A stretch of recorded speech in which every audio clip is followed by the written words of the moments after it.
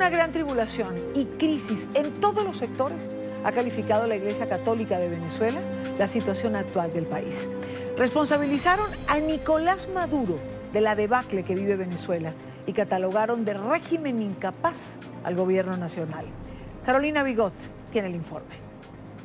Como cada año, la Conferencia Episcopal Venezolana se pronunció. Desde hace más de 10 años, los obispos dirigen su mirada al país, calificando al gobierno como el culpable y responsable de la aguda crisis económica y social. El principal responsable de la crisis por la que atravesamos es el gobierno nacional, por anteponer su proyecto político a cualquier otra consideración, incluso humanitaria. Esto no es más que la confesión de la propia incapacidad para manejar el país. Sugieren como urgente líderes que antepongan el bien de los ciudadanos a cualquier otra consideración.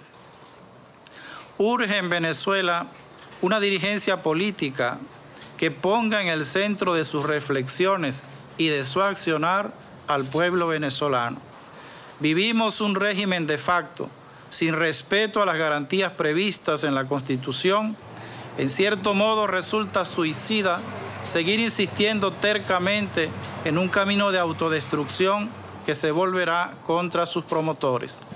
Debido a la crisis política y a la falta de liderazgo que también se vive en Venezuela, la Iglesia aclaró que no pretende sustituir en su papel y vocación a los líderes políticos, pues deben ser ellos quienes tomen la rienda para un cambio de gobierno. Y simplemente nos hacemos voceros de un clamor público. Nosotros ciertamente no tenemos la solución en nuestras manos.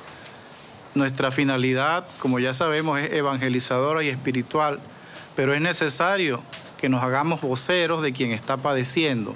Además, se expresaron ante la injusta encarcelación de venezolanos que piensan distinto al gobierno. Actualmente, cerca de 300 de ellos permanecen en los calabozos del régimen. Exhortaron al gobierno a tomar acciones inmediatas que garanticen sobre todo la salud y alimento de los venezolanos. Si no lo hacen, que abandonen el poder.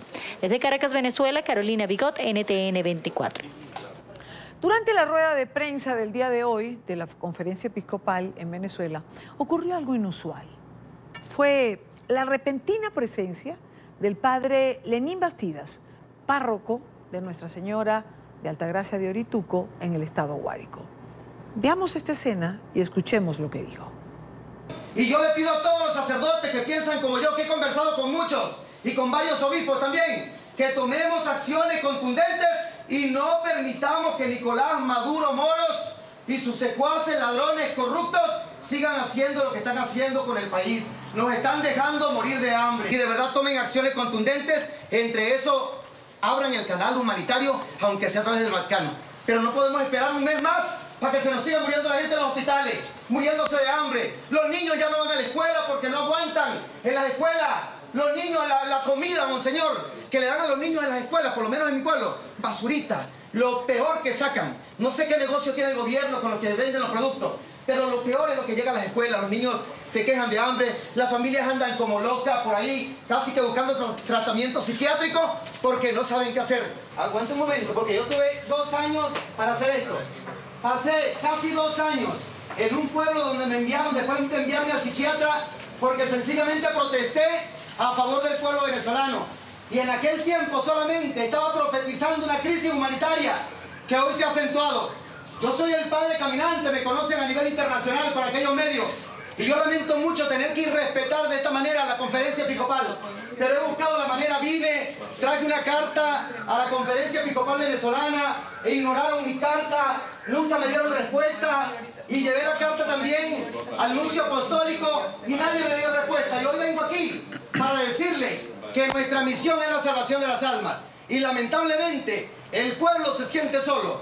Yo vengo de los pueblos pequeños de allá y el pueblo se siente solo, el pueblo tiene hambre, el pueblo está desesperado, el pueblo se está muriendo sin medicamentos. Aquí en Venezuela aparece un falso pastor y los obispos y los sacerdotes nos quedamos callados delante de esto. Aparece un político corrupto y lo dejamos quieto, que alguien deshaga con el pueblo.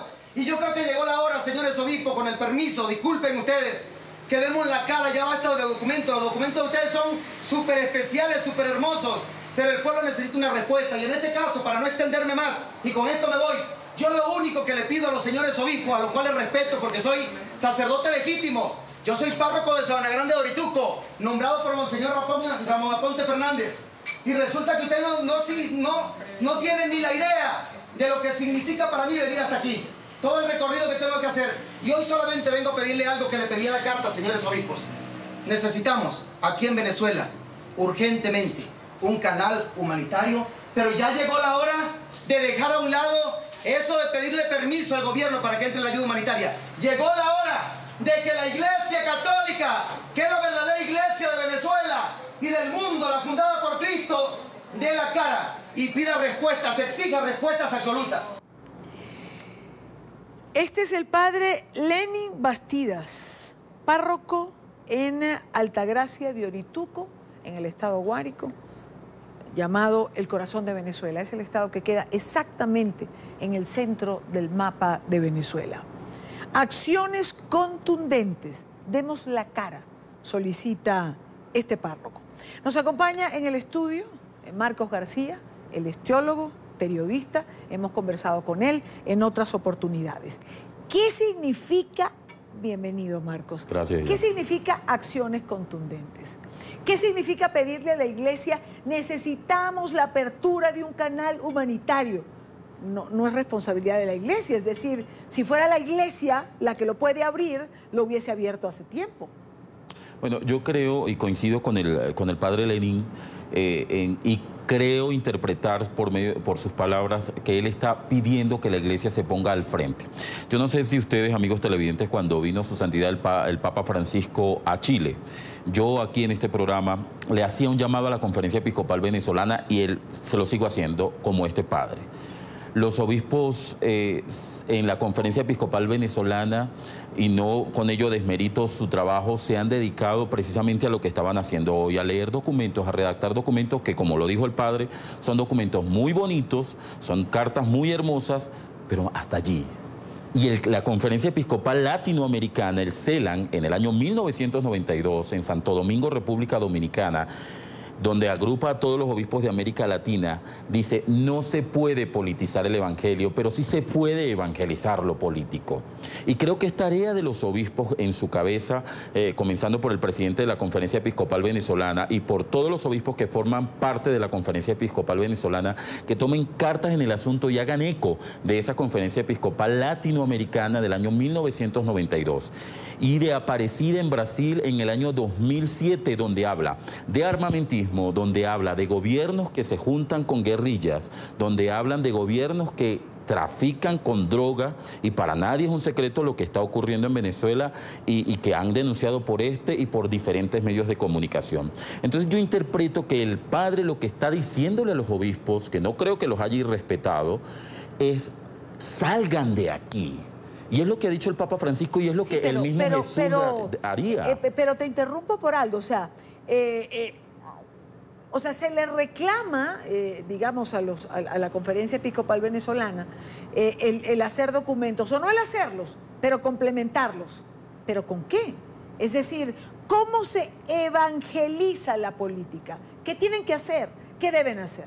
Mira, el año antepasado yo estuve en Venezuela en varias de las marchas y como religioso, pues fui fraile dominico y como periodista cubriendo marchas, veía siempre, sobre todo, religiosas. Juan Pablo II y santo de la Iglesia hablaba de que Latinoamérica es el continente de la esperanza y por eso en el rosario misionero catalogan a Latinoamérica, la simbolizan con el color verde, el color de esperanza. Y habla de que este continente es el continente que le hace frente a la cultura de la muerte. Por ende, los sacerdotes, ¿cómo se puede evangelizar los políticos? Yendo de frente, estando con la gente. Tú nunca vas a ver a un obispo frente a las protestas apoyando a la gente. ¿Sabes por qué? Porque un hábito, un crucifijo evangeliza solamente con verlo. Un hábito religioso es un signo y un símbolo de esperanza en medio de un pueblo que sufre. Es decir, hacer lo que están haciendo los representantes de la Iglesia Católica en Nicaragua, a quienes hemos visto en la calle, al lado del pueblo?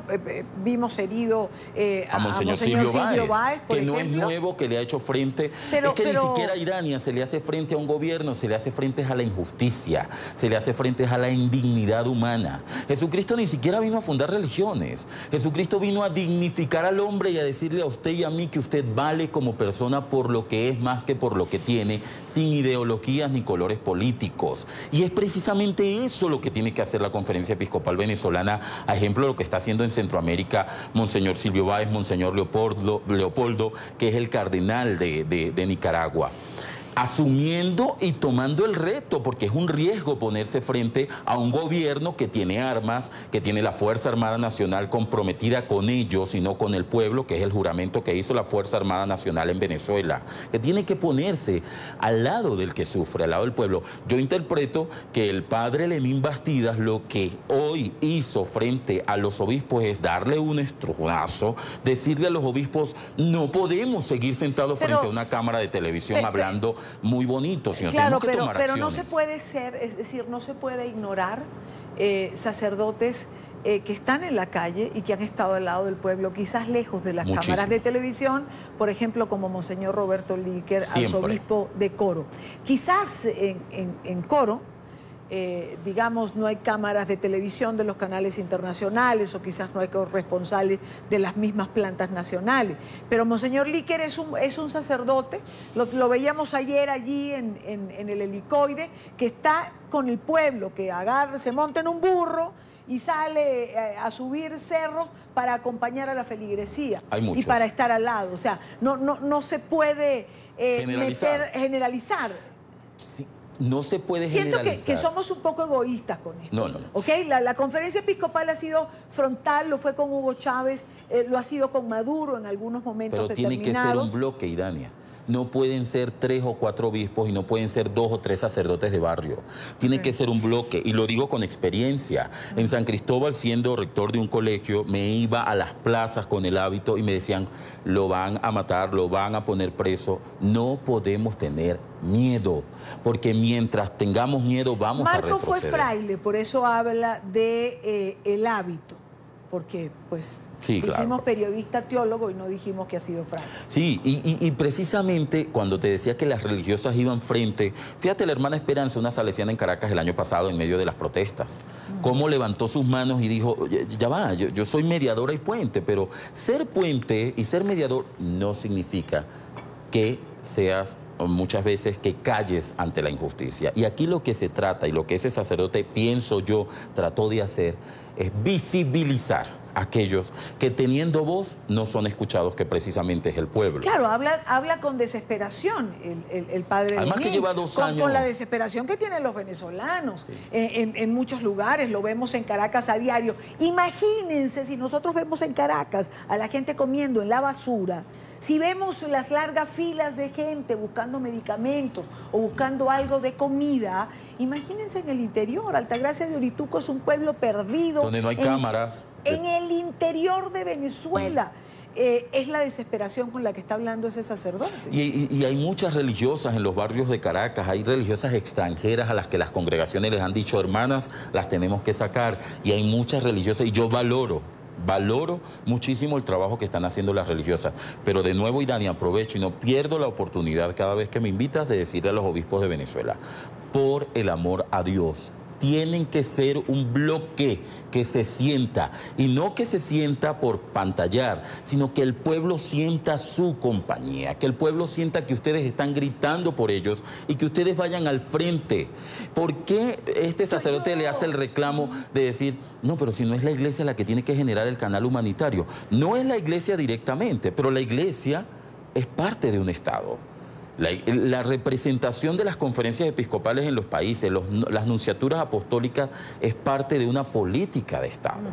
Y están allí para precisamente gritar por aquellos que son enmudecidos, por aquellos que los gobiernos armamentistas les tapan la boca. Ahora que reclaman esta posición, renunció hace 2 días Monseñor Urosa Sabino al frente cardenal, al frente de la arquidiócesis. Que ha sido muy crítico. En Caracas. Crítico, pero crítico pasivo.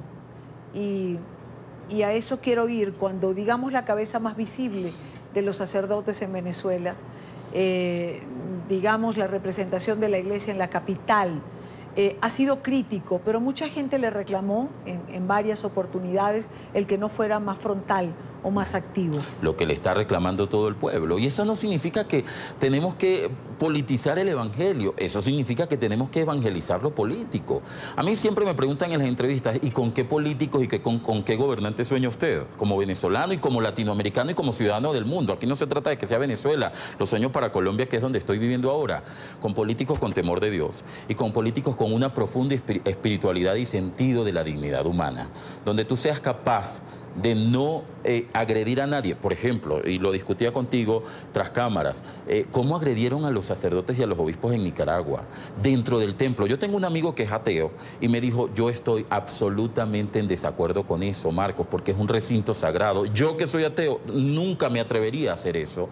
Y eso lo vemos con gobiernos totalitarios, lo vemos con un gobierno como el de Nicolás Maduro, que le importa nada agredir a una religiosa o a un obispo, insultar a un... y no porque sean cardenales, sino por dignidad humana y por respeto a una jerarquía que está de tú a tú contigo. Yo sería incapaz de agredir ni verbalmente a una persona que piense y que esté a favor del chavismo por dignidad humana, pero sí soy capaz y siempre lo voy a hacer en cualquier entrevista que me digan que esto es un gobierno que no respeta la dignidad humana y que se burla de cada uno de los venezolanos, tanto de los opositores como los que están con ellos mismos apoyándolos y que todavía los sostienen allí en el poder.